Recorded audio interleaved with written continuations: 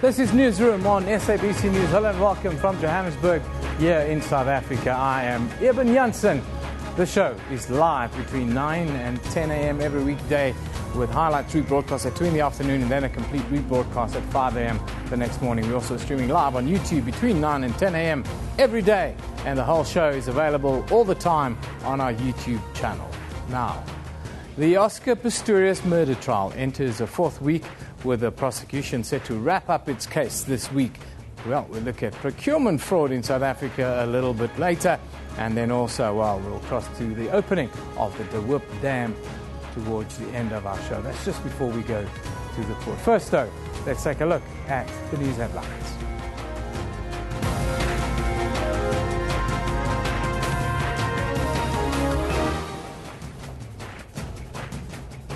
A new witness will take to the stand today when the Oscar Pistorius murder trial resumes in the North Gauteng High Court in Pretoria. The prosecution is expected to call another 5 witnesses before it rests its case. The 16 witnesses have already given testimony include the police's forensic analyst, Pistorius' neighbours, his ex-girlfriend and 2 former friends. The Justice Department says honeymoon murder accused Dewani is expected to arrive in South Africa on the 8th of next month to stand trial for the murder of his bride Annie in November 2010. Dewani lost a long battle against extradition when the High Court in Britain dismissed his appeal earlier this month.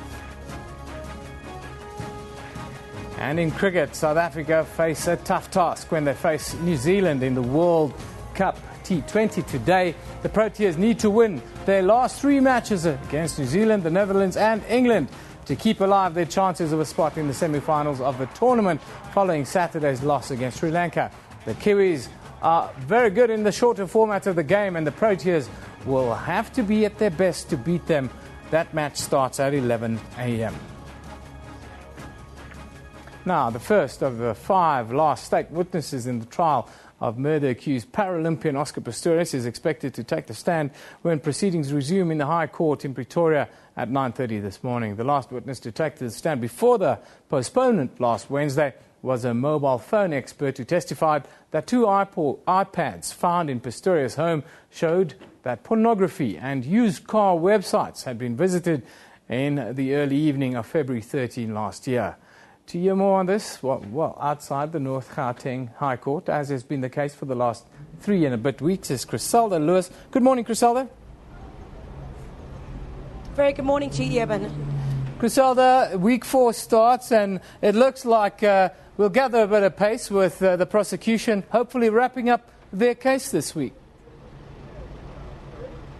Certainly looks that way, Eben. We're expecting the contents of Oscar Pistorius' devices, including the cell phone that was taken by investigators to the United States to get an ID password for it, really to take centre stage inside court. You'll remember that investigators went to Apple in the United States to get the ID password of Oscar Pistorius' iPhone, which he said he forgot what that password was. And we're expecting that a lot of what comes, or the detail, the contents that comes from those cell phones will give an indication of the calls that Oscar Pistorius made hours before he shot and killed Reeva Steenkamp in the run-up to Reeva Steenkamp's murder, and the calls that were made after Reeva Steenkamp was shot dead inside Oscar Pistorius' home. So that's what we're looking forward to this week. Also, some of the witnesses that we might be expecting would include Barry Stander's daughter, Clarice Stander, who we know was one of the first people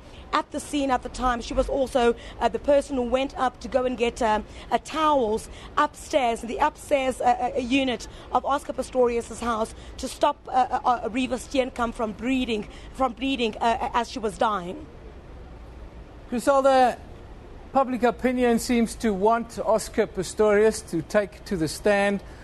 Is it a case now that he really has to take to the stand and it's maybe the only way for him to win both battles? First of all, yeah, but let me touch on what will happen then after the state closes its case. After the state closes its case, the defence will then put forward its case, bringing its own experts to testify and basically try to poke holes into the witnesses that the state has brought so far. And then after that, what speculation has it at the moment, and it's quite rife that Oscar Pistorius might be one of the first people that the defence plans to call. But Oscar Pistorius, I must reiterate, has the right not to take the stand. He has the right to silence. So whether him not taking to the stand or him taking to the stand really does assist his case, we'll have to wait and see if at all he is called this week. But certainly speculation is rife that he will be one of the first people that the defence plans to call. Finally, Criselda, do we have any other idea as to who will be testifying for the defence in the weeks and months to come?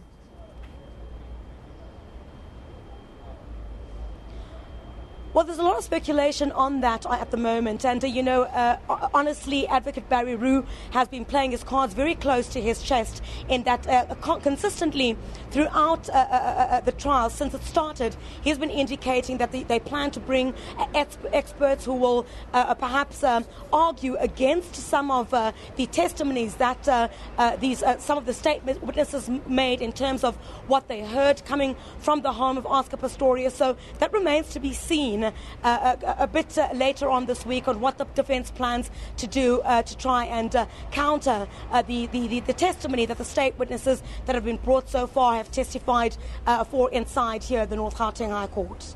Thank you very much, Criselda. That's our reporter, Criselda Lewis, outside the North Gauteng High Court, giving us another complete update as to what's expected today and the rest of the week. Now, the debate on gun laws and ownership in South Africa remains divided. Various degrees of the debate have emerged, with many still opposing the easy access to guns. The issue landed back in the spotlight with the start of the Oscar Pistorius case.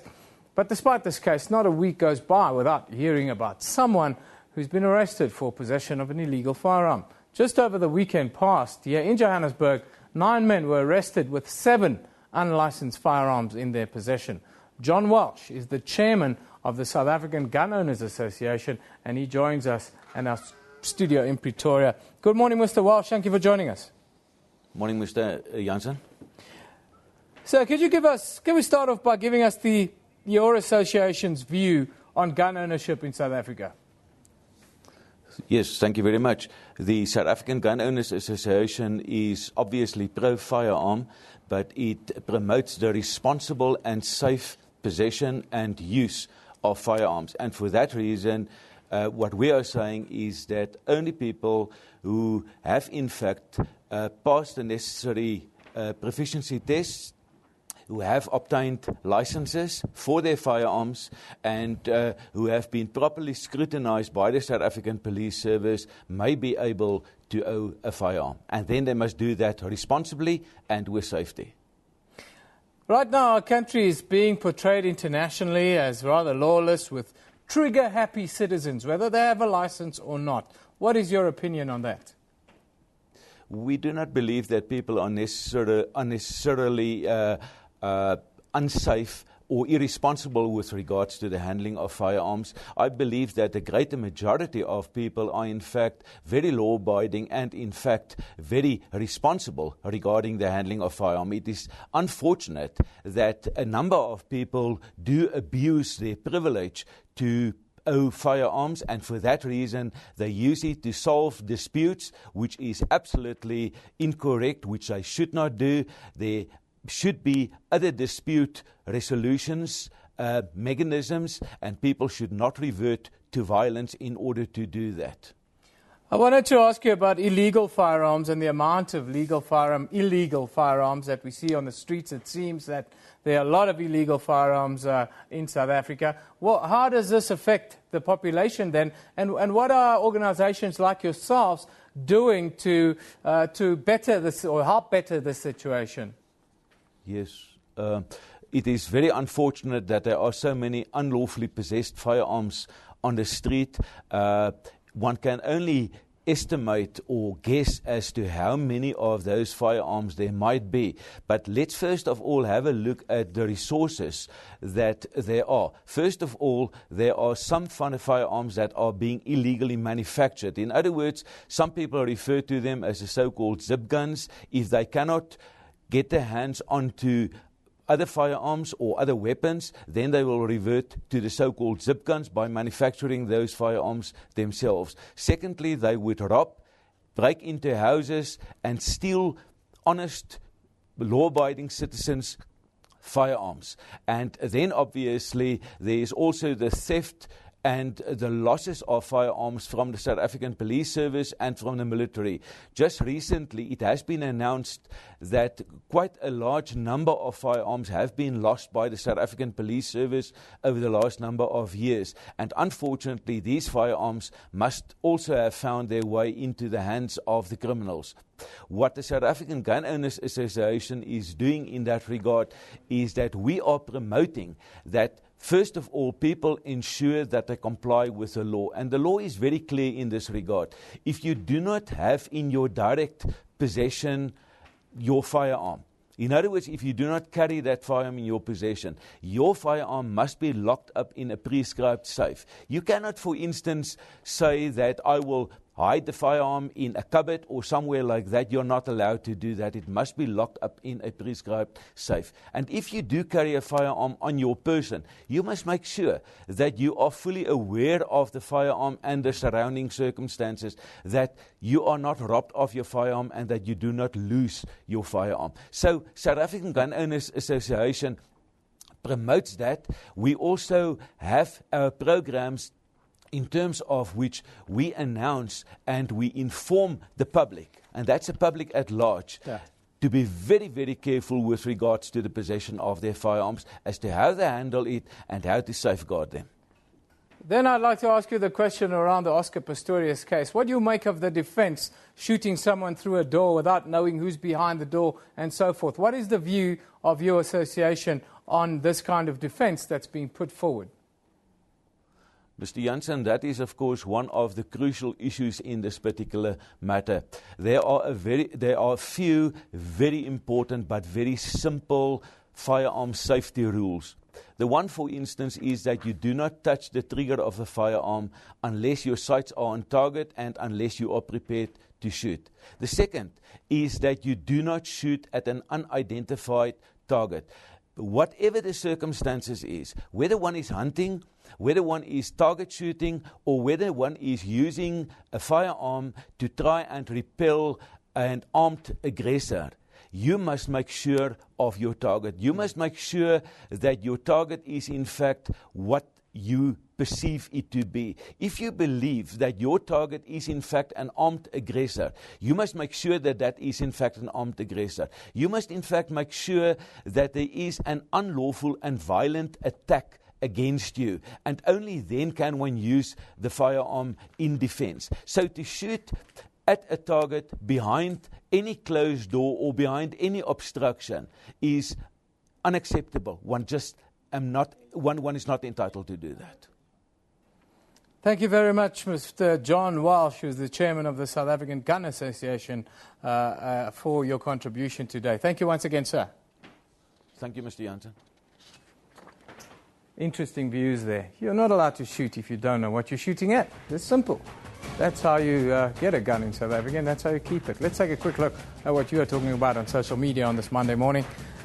Still, love the Oscar Pistorius trial. It's a love-hate situation, says Mina Sally Roberts. Illegitimate idiot? Is that what this gentleman calls himself? Oscar Pistorius back in court again this morning with the trial extended to the middle of May. Why am I not surprised? Well, justice. The wheels of justice turn slowly, Mom. Tapiwa says, Oscar Pistorius selling his house to pay his legal bill. Even if I win the lotto on Wednesday, I will never buy that house. Never, he says. Well, some people like that kind of thing, maybe. Mohafa Ndilula says, Oscar Pistorius to take to the stand soon, and experts say that his fate is in his own hands.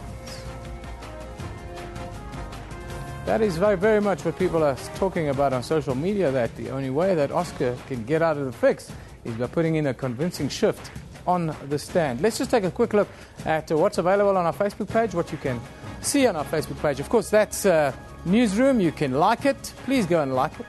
We love you to like it. We send you updates all the time. Of course, Oscar back in the court today, pretty much so. There's a whole host of other stuff. Fashion meets football. It's very interesting. We will bring you that story live a little bit later. A week there of David Klale with some interesting takes on fashion and football, and of course all the other top stories from all around the world, really, on Newsroom all of the time. That's our Facebook page, at SABC Newsroom. That's where you get us on Twitter. After a short break, well, we will look at procurement fraud here in South Africa. Don't go away.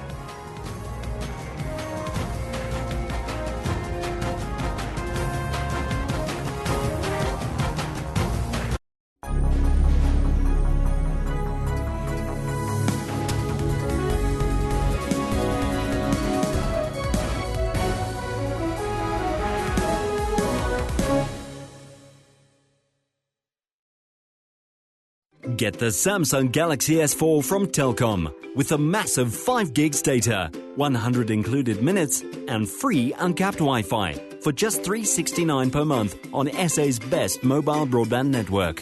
Rethink possibilities. Call, click, go to a Telkom store. Telkom.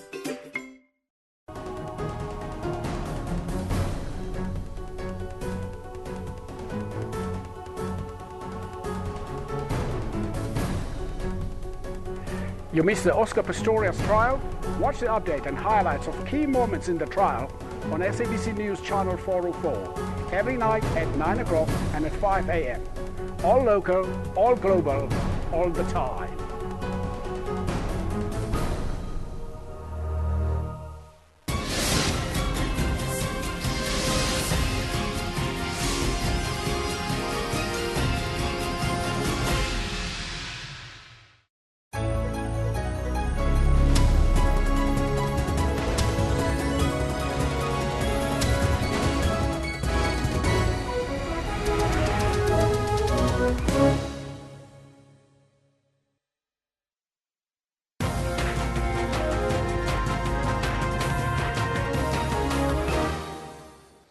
Welcome back. This is Newsroom. Procurement fraud in South Africa is becoming a pandemic and is costing South African companies billions of rands. This, according to Bernard Hotz, the head business crimes and forensic team at Worksman's Attorneys. Little is mentioned about procurement fraud in South Africa, but according to Hotz, who's working on an increasing number of cases, including 2 large listed companies, procurement fraud is an insidious crime. Mr. Hotz joins us in studio this morning. Bernard, good morning. Thanks for joining us again. Morning, Eben. Thank you. Let's start at the beginning because it's something that you sort of have to untangle a little bit. What is procurement fraud in our context? Eben, today most people have regard to the fact that when you hear about tenders being awarded by government and everybody says, well, there's been some kind of crookery in the award of the tender, and the parties go off to court and they apply for what we call a review of the tender. The tender could be set aside and re-awarded in accordance with proper principles. What I'm looking at is what's happening in the private sector. Because in today's corporate world, you have corporates out there who want to be responsible corporates. They have procurement departments and they say, we've got specific projects in line. Please put out requests for quotes from various entities so that we can be assured that we're getting the best quote from the most suitable company to do the work. The executives sit at the top and they think that everybody below them is doing their jobs properly. And awards are made for contracts for hundreds of millions of rands. And if one were to look beneath the veneer, sometimes one sees a very disturbing picture that has arisen. Can you do business in South Africa without paying a kickback today is the question.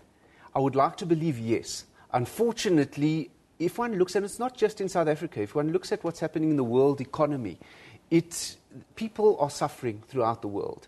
And it's all too easy to turn a blind eye, to try and set up dummy companies, just in the name of putting food on the table. Well, that's a lot of food, I would think. I wanted to ask you, in South Africa, the public sector is often under fire for this kind of thing, for fraudulent behavior and unethical behavior. But it seems as if in the private sector, it's not really making the kind of headlines it should be, but it looks a lot worse if you look at the picture there. You see, one has to look at it in a different way. One has to look at what, for instance, the legal recourse may be to a party who's aggrieved by an award of a contract. unlike in the public sector, where we have a piece of legislation called the Promotion of Administrative Justice Act, which entitles you to say, I have participated in a process, an administrative process, and if I believe that I have been wronged, I'm entitled to take that process to court. Yeah. In the private sector, you're not subject to that same act. So if a contract gets awarded and you feel aggrieved by it, what do you do to try and enforce your rights? So unfortunately, one's not seeing the kind of media hype or the prevalence in the courts of aggrieved parties going to court and saying, we believe that we've been dealt with unfairly, that there's been fraud in the award of these contracts. And that is becoming more and more a problem on a daily basis. How do you police that, and what are some of the other challenges in dealing with this crime? Look, it's very difficult to police, but there is a way. And unfortunately, what one has to do is notwithstanding the fact that you have people in positions. Let's assume a procurement department. Yeah. You cannot leave it simply to that procurement department to police what happens within their department and below. You have to, and a number of our clients are coming at the moment and saying to us, please can you test? Can you test to see whether everything is kosher or is there a problem? Yeah. And so there's got to be this constant policing, and the biggest principle has to be zero tolerance from the top. The moment you get zero tolerance from the top, and that philosophy has to trickle right down throughout the organization. How bad is the situation in this country compared to, say, Africa and then the wider world? Even if one looks at from a statistical point of view, there are various companies, be it auditing companies, be it forensic investigative companies who do statistical analysis. And if one looks at the procurement frauds, unfortunately, one sees that it is rising dramatically. If one looks throughout Africa, you're looking at a percentage, just under 30% of all frauds are procurement frauds. If you look at a whistleblower's chat line, 59% of the respondents on that are saying procurement fraud, procurement fraud. So it's becoming more and more of a problem. We have to deal with it decisively. Is there a sense that we are losing this war and that a lot of the executives are sort of falling in line? I wouldn't say we're losing the war. I'd say that the moment, you see, we've got very good legislative framework in this country. We've got an Advanced Companies Act. We've got tremendously advanced anti-corruption legislation. So as long as people are dedicated to applying the legislation, having a zero tolerance towards corruption and crime, we can win this battle. Well, I hope we do. It's certainly a big threat, not just to South Africa, but to business all across the world. Thank you for joining us this morning. That is Bernard Hartz of Worksman's Attorneys, who heads up the business crimes and forensic team for them. Thank you. Now, just one of our top stories. Close to 4 months after the implementation of Gauteng's controversial e-toll system, SANRAL says it has not made a profit. The roads agency says by the end of February it had registered more than 1.2 million motorists. In a media release sent earlier this week, SANRAL claimed it had recorded an income of 950 million rand in its first 3 months. But it had only received a cash amount of just over 250 million rand by February. That means it's only collected 1/3 of the money it has already billed motorists. But it seems this amount is enough to pacify investors for now. SANRAL needs between 250 million rand to 300 million rand a month to repay its debt. But it's yet to make a profit. By the end of January, SANRAL had registered just over 1 million tagged vehicles. It seems an additional 230,000 tags pushed their total registered users to over 1.2 million. We've got about 20 to 30,000 people registering every week. So if you ask me today as to what that number is, it will be higher than what the number that the minister has said. And that's the unfortunate thing that, people are not taking into account. And also is that we've not made a profit. We have not made a profit. Their numbers have been met with some skepticism. I don't think it's a secret that we do not believe a word that comes out of the mouths of SANRAL. And I don't think the public does either. If you look at the general public feeling out there, they don't trust SANRAL.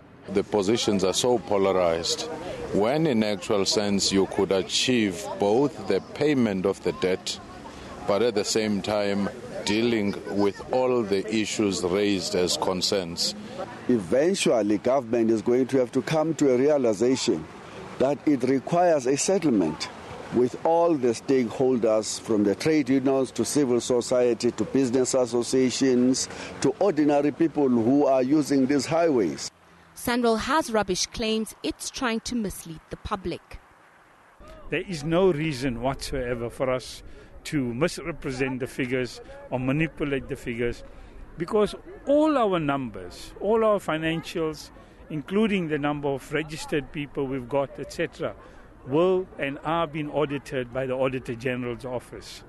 Only time will tell just how many people will ultimately buy into the system. Nozintombi Mia, SABC News, Johannesburg. Our honeymoon murder suspect accused, Dewani, will arrive in South Africa on the 8th of next month. The 33-year-old will stand trial for the murder of his bride Annie in Cape Town in November 2010. Dewani lost a long battle against extradition when the High Court in Britain dismissed his appeal earlier this month. A honeymoon gone wrong. And after 3 years and a number of appeals, Dewani will finally stand trial in a South African court. We expect him that on the 7th of April he will be leaving London and land in South Africa on the 8th of April, wherein the South African National Prosecuting Authority and the law enforcement will cause him to appear in the Western Cape High Court if he arrives in the morning. But if he arrives very late, he will have to appear the following day. Dewani denies any involvement in Annie's killing. He has been involved in a long legal battle to try to block his extradition, citing depression and post-traumatic stress disorders. He was detained in a London hospital under the Mental Health Act. When Dewani arrives, the NPA will take over the case. Dewani's trial is expected to begin immediately after his arrival on South African soil at the Western Cape High Court. Olile Mgeni, Zola Tongo, and Mzoa Madoda Gwebe have since been convicted for the murder. Dumela Macho, SABC News. Let's take a quick look at what you are thinking and saying on social media. Otile Makena says, Dewani must face the music and his family deserve closure and the truth. Well done to the Justice Department. Andre Dewani says, also, Dewani is finally being extradited. Is his trial also going to be televised? I want. Some might doubt that. Tema says, Dewani and Oscar are full of pride, kill women and shrug to plead guilty. Money, the root of all evil. Shame on you, he says. Meh says, due to his state of health, Dewani is qualified for medical parole, so I doubt he will ever set foot in prison, even if he is found guilty. Well, it looks like he will be in South Africa next month to stand trial. That is something that a lot of South Africans wanted to see happen, and a lot of other people around the world were also monitoring it quite closely. We're going to take a short commercial break. After this, we'll go to the High Court for week 4 of the Oscar Pistorius murder trial.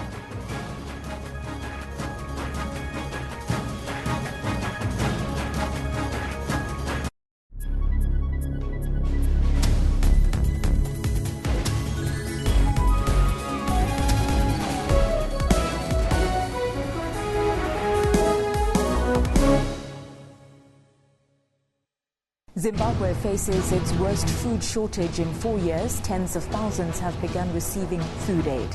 Finally, some help to stave off hunger for at least another month. Cattle ranching Rishavane is the worst affected. Trade and Industry Minister Rob Davies says he can confirm that South Africa remains open for business. The bill will confirm that South Africa remains open to foreign investment. Egerson is showing his hand in preparation of the Chan tournament in January. Primetime News, daily at 6 p.m. on SABC News. Coming up this week. General presentations or clinical presentations for cancer are usually weight loss, unexplained weight loss, prolonged fever, and basically messes wherever at the specific area. Join Puleng Molebatsi on Bupilong every Saturday at 17:30 CAT.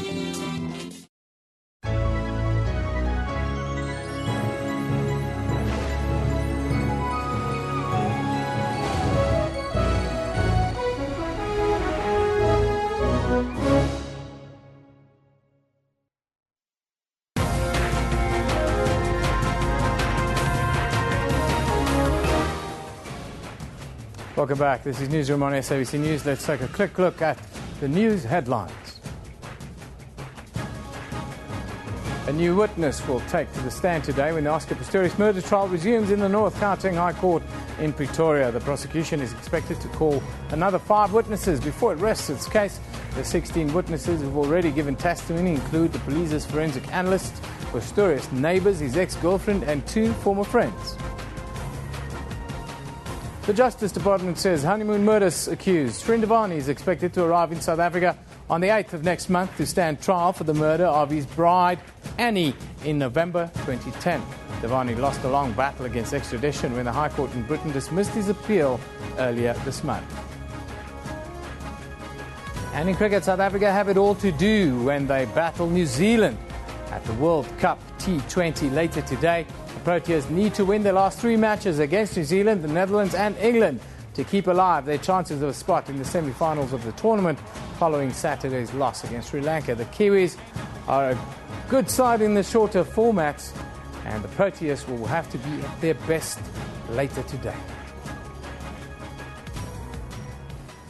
Now, the De Hoop Dam in Limpopo is a hive of activity ahead of President Jacob Zuma's official opening of the multi-million rand facility shortly. The dam is the 13th largest in the country, and it will benefit thousands of residents of Sekhukhune, Waterberg and Capricorn district municipalities.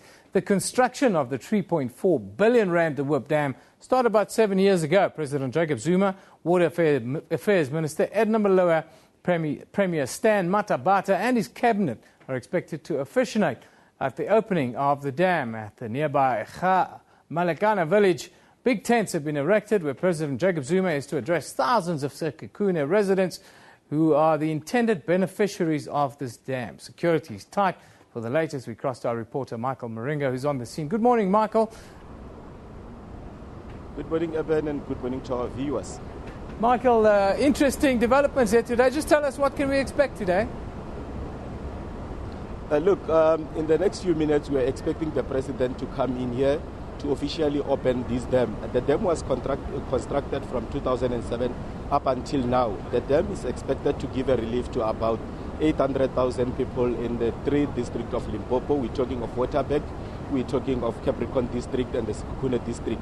What will happen now is when the president enters the dam area, will be accompanied by the Minister of Water Affairs at Namuliwa, the Premier of the province, Stan Matabata. From here, they will move over to my right-hand side. That's where he's going to press the button to open the water to flow into the Steelport River. That flows directly into Olifants River. It has been a long process. It started in 2003. That's where all the plans started. In 2007, they started with the construction. And as we speak now, the dam is 98% complete. They are saying that the remaining 2% will be completed just before the end of December. So that's where we're at now, waiting for the president to come and officially give the people around the water, the scarce commodity that they've been waiting for a very long time. Mike, tell us, how will this dam affect the lives of the people in the rural communities in that area? Look, before the dam was constructed, there were people who were living along the rivers, so the banks of the dam. These people were relocated. They are now settled. It's only few families that are remaining. But as for the rest of the communities, they are okay. All they are waiting for is the water to start flowing. As we speak now, they've already started connecting pipes into the nearest villages and into the nearest mines. You'll remember that the area where we're at now, it's Sekhukhune, it's got about 41% of the platinum mines of this country. So the water from this dam will also flow into some of those mines, and which will translate into job opportunities for thousands of unemployed youth of this province. And tell us quickly, are the residents excited? Are there lots of people showing up to see the president opening this dam this morning? Yeah, at the Malikana village, it's a distance of about 2 kilometers from where we are now. There's a big marquee. People are waiting. They are waiting for the president. They are jubilant. They are happy. This is one project that they've been waiting for a very long time. So as soon as the president lands in that area, we are expecting rapture. We are expecting applause from the community members who have been thirsty for a very long time. Mike Moringa, thank you very much for that contribution there this morning. That is our man on the spot up in Polokwane, where the president at Sekhukhune will be opening the De Hoop Dam a little bit later this day, around 10 o'clock this morning, so it's in less than half an hour, hopefully. Now, the prosecution is expected to call another 5 witnesses in Oscar Pistorius murder trial before it rests its case this week. On Friday, the North Gauteng High Court trial will go into recess until the 11th of April. Last week, ballistics expert Chris Mangena testified that Riva Steenkamp was in a defensive position when she was hit by the last shots Pistorius fired.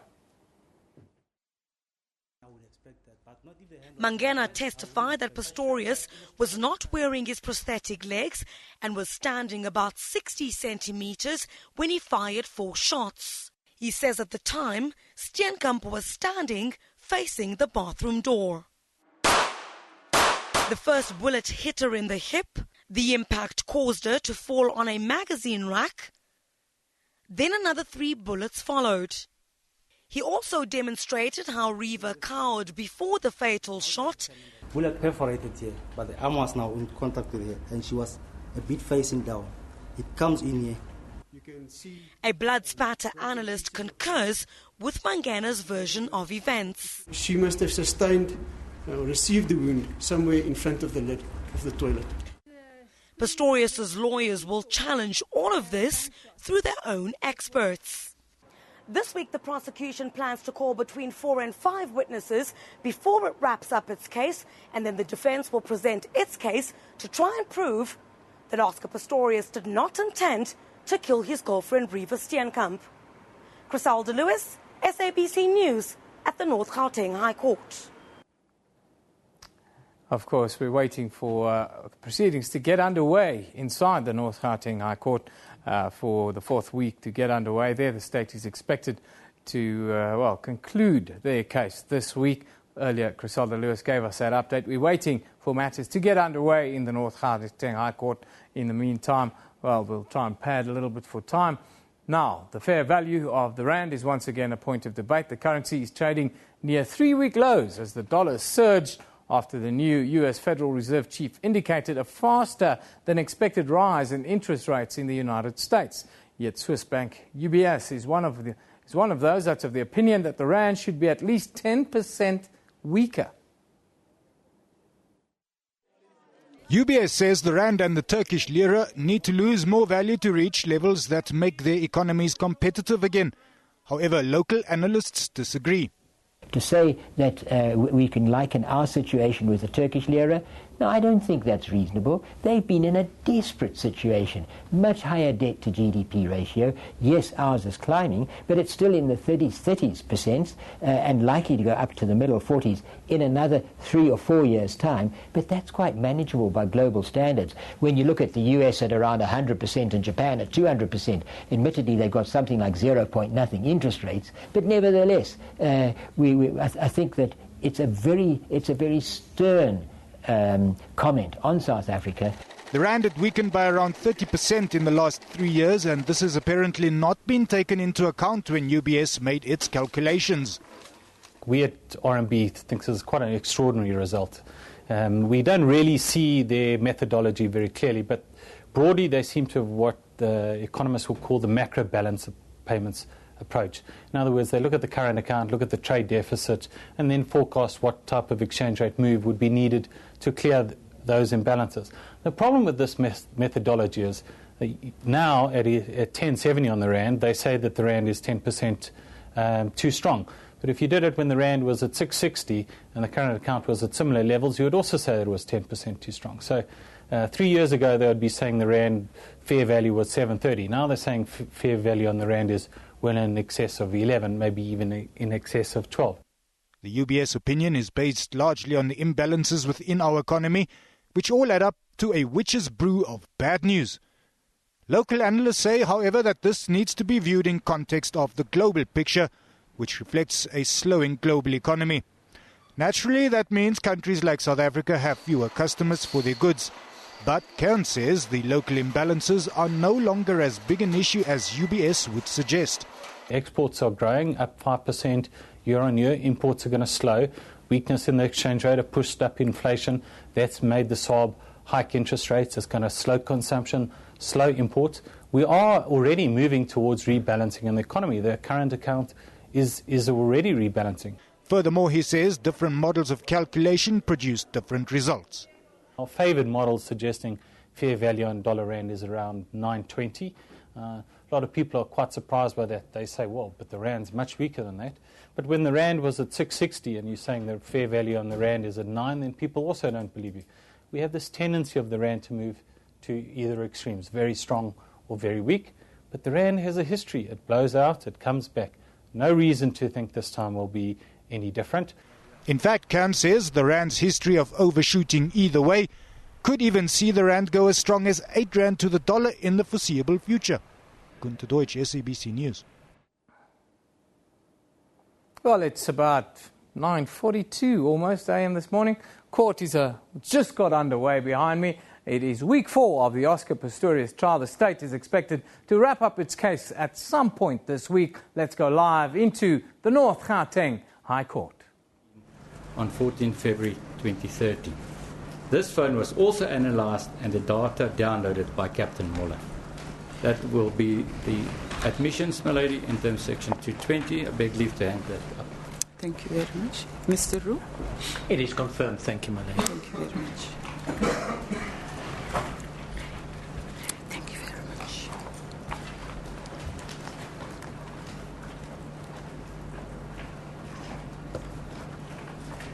You said it's Exhibit XX. As a good business, my lady. Thank you very much.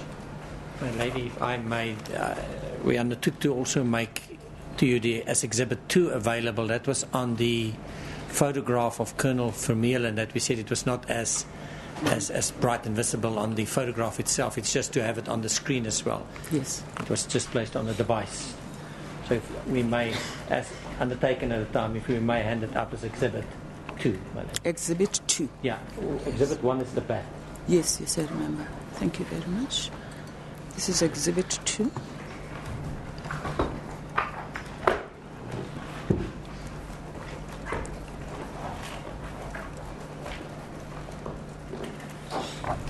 Yes, the court, lady, I call the next witness, Annette Stip. Lady, before she enters, I will ask for an order that there be no video and or still photographs of the witness taken during the proceedings. She is a private person, and that the order will then stand up until the completion of the trial. Yes. The order is granted. As a court, please.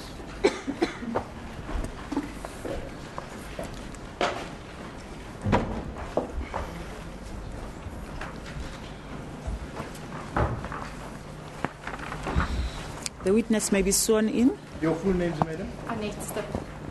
Annette Stip, my lady. Do you have any objection in taking the prescribed oath? No.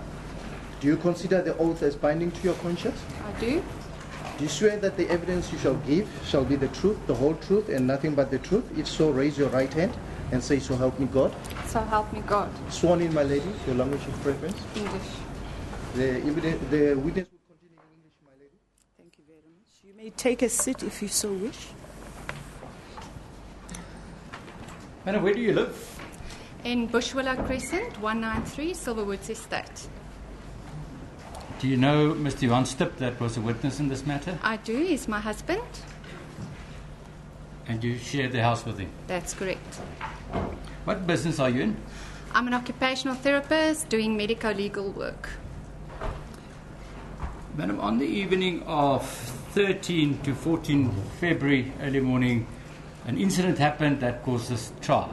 That's correct. On the evening of 13 February, was there anything different at your house, or what happened?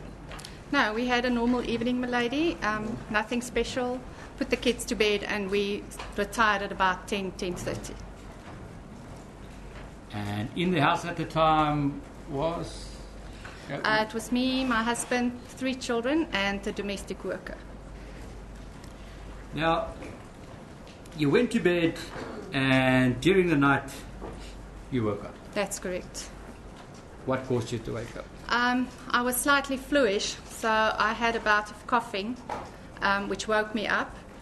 I was lying in my bed contemplating whether I should do something about it, drink some water, or just see if it passes. So I looked over at my husband's side where the clock radio was on his bedside table and saw that it was 2 minutes past 3. I then decided to rather drink something so as to not to wake him up as well with the coughing. Yes. Okay. As I was in the process of getting up, I heard 3 which sounded to me like gunshots. I immediately asked my husband, did he hear that? And he said, yes, it was gunshots. At that stage, I was sort of sitting on the side of my bed, and I could see the lights in the 2 houses that I could see from my bed window or from the balcony window. Let's deal with that. Let me just get to... There's a file in front of you. That file at Exhibit H.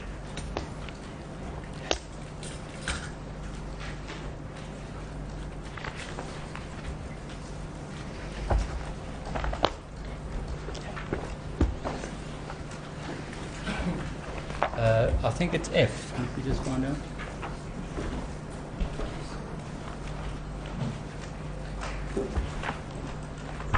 Yes. It's F. That's correct.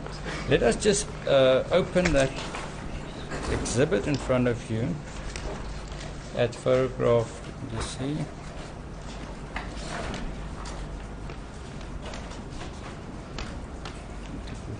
Five, 936. Let's go to 936.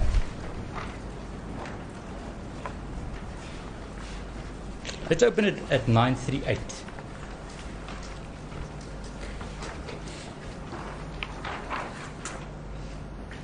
Now, can you identify that photograph? Yes, it's taken from my bedroom, and that's on the side where I'm lying, so it's my side of the bed, looking out onto the 2 houses that I can see from there. So, and the house that one can see with a red arrow, you saw that window? That's correct. And the light was on in that window? That's correct.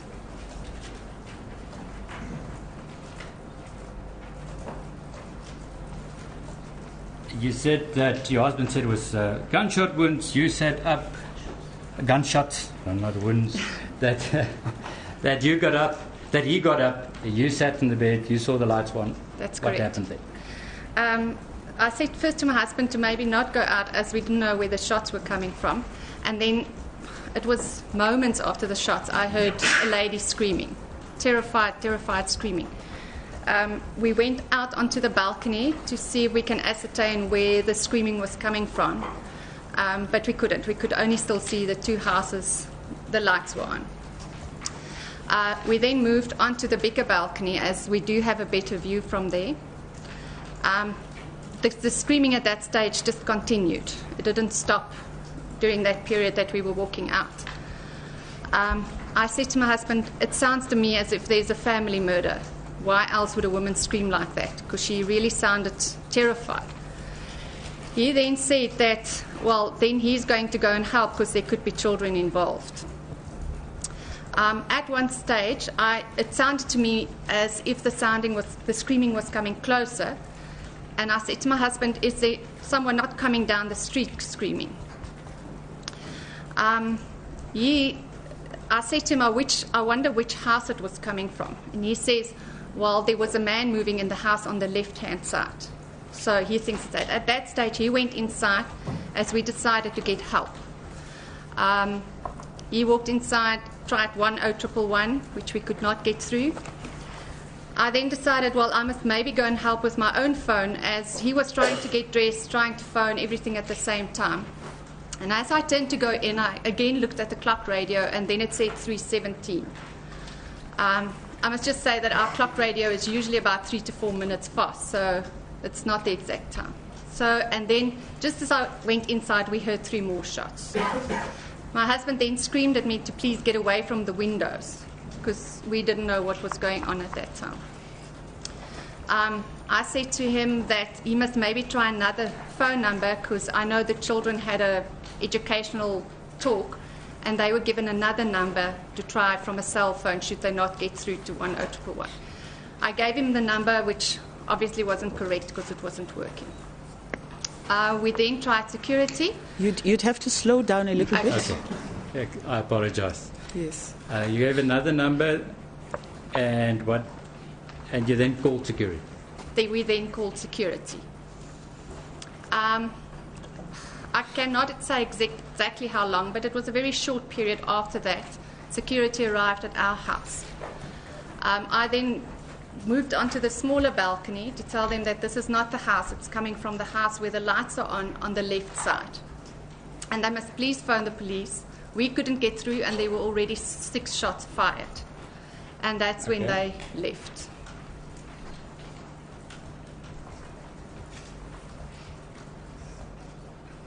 Now, the screaming, could you still hear the screaming? I could still hear the screaming up until the third or the second set of shots.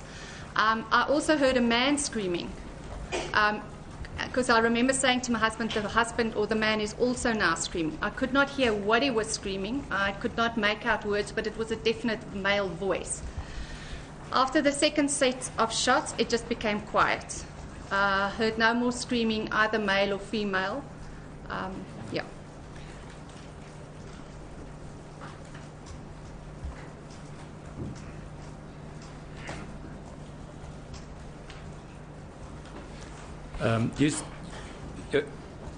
Your evidence was that your husband told you that he saw a man walking. Did you see that man walking? I did not see that man walking. I am aware of that in my statement or in my affidavit. And with our consultation, I said to them, I really thought about this, and I did not see the man myself. I remember my husband saying it must be the house on the left because he saw a man walking past the window. Now, you said you also heard a man screaming. That's correct. Now, did you first hear a woman and then a man, or how was the screaming? After the first set of shots, there was definitely a female screaming for quite a period. And then almost just before the second set of shots, there was a male voice in between that you could definitely hear 2 different voices. And then the shot and then quiet. Now, we've been through the photographs when your husband gave evidence. So let us just run through the photographs again. When you refer to a small balcony, is that the balcony one can see on photograph 938? That's correct, my lady. If you look at photograph 937,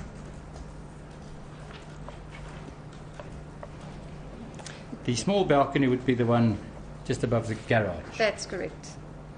And you also gave evidence about a larger balcony, that would be the one on the right. That's as we correct. Look at the photograph.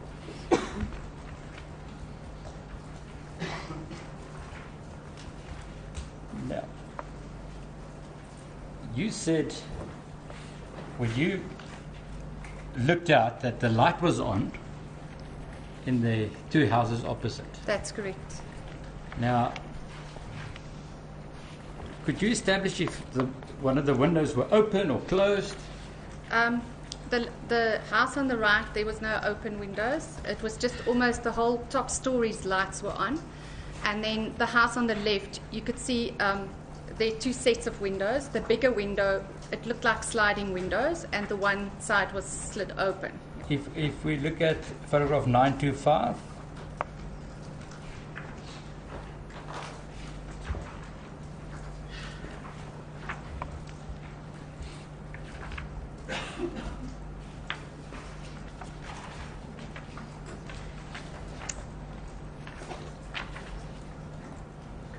are those the windows you're referring to? Yes, that's correct. And you said the lights were on? That's correct. And if you still remember which of the windows were open? If you look at the three from my side orientation, it would be the left one was open. As you looked at it? That's it. Could you perhaps show it on the screen for us? That was That one where the circle is now? That's correct. Now, at first when you sat in the bed, your evidence was that the light was on. That's correct. And further on, whatever you did the condition of the light change? No, it remained on.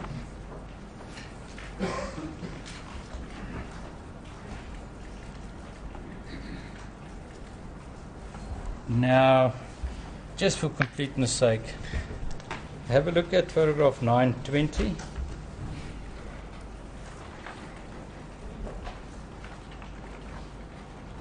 Can you identify your house in 920? Yes, I can. Perhaps on the screen, if you should point to us. That one. Is that where the circle is now? That's correct. And the house with the window that's on, is it? Yeah, it was that house and this house had the lights on. The lights were on both houses. Those and the one with that you saw one of the windows open is this one. This one. Oops. That one where the circle is now. That's correct. Now, but then during this year, on 21st of February, there was another incident. That's correct, lady. What happened then? We woke up during the night from what sounded like people arguing. I asked my husband, does he hear that? And he said yes. And I said to him, there's just no way you're getting up this time. We're staying where we are. They must sort it out. So, but the arguing continued, and he said, but he can't just leave it. I said, yes, we can. So then the dogs started barking quite furiously. So he went out to quiet them. And we went back into the house, closing the balcony doors, and went to bed. The next morning, neighbours of ours came to hear if we could hear the commotion the previous night. We said we could, but we chose to ignore it at that stage. And they said, well, there were people in our garden on the little bit of grass that's there in the front, which we then assumed would probably be sound tests. But that's not all. No. Again, on the night of the 17th of March, morning of the 18th. That's now this year? This year, 2014. Week, yeah. We again woke up from what this time was screams. No, it wasn't the 13th, it was the 17th, 18th. Yeah, 17th, 18th. 18th, that's correct. We woke up from actual screaming. We could hear at that stage it was what sounded like a male screaming at a bit higher pitch and then at a little bit lower pitch. I was completely annoyed because it was again 3:30 in the morning. So I said to my husband, I'm sure it's sound tests again. So I went out onto the balcony and saw two males standing in our garden. And I made some comment and then went back into the house. Now, you said it was a male screaming at a high pitch and a low pitch. That's correct. Now, the screams you heard that night when the incident happened, did you hear that again? No, not at all the same, because these were separate screams, not a continuous screaming. And this time you could almost certainly make out that it was male and the previous time was absolutely female. Now,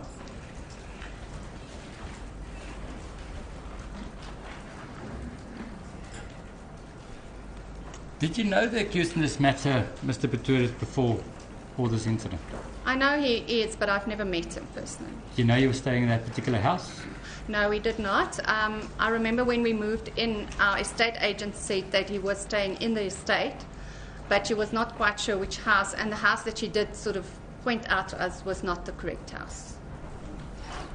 Now, your husband went to the scene. He gave evidence. Correct. He went to the scene and he came back. He came back at about 4:20, round about then. I asked him what had happened. At that stage, he wasn't very talkative because I think he was upset. He looked a little bit upset. He said to me, no, it was a man that had killed his girlfriend. So I asked him, what did this man look like? He said to me, well, he was very muscular and he had tattoos on his back. but he didn't pay much attention to the male, as his main concern was the female. So we were in bed, and about 4:30, round about, I think about then, 20 to 5, we had a call, and it was Mr. Stander that had called my husband to just make sure of his telephone number, and he was told that he would be contacted by Oscar's lawyer, which we still did not put two and two together. So, we didn't sleep any further. We tried to sleep, but we didn't.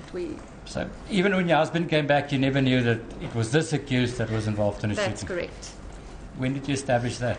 The next morning, I am part of a chat group, a WhatsApp chat group, and all the girls started sharing their Valentine's mornings, what their husbands or boyfriends did for them. And I just said to them, we had a very crappy start to ours because our neighbor killed his girlfriend. So they said to me, sure, and everyone's response was, that was terrible. And I said, it was terrible. And the thing that I remember the most, and I don't think I'll ever forget, was the screaming. So we then got the children ready for school. My husband left to go to work.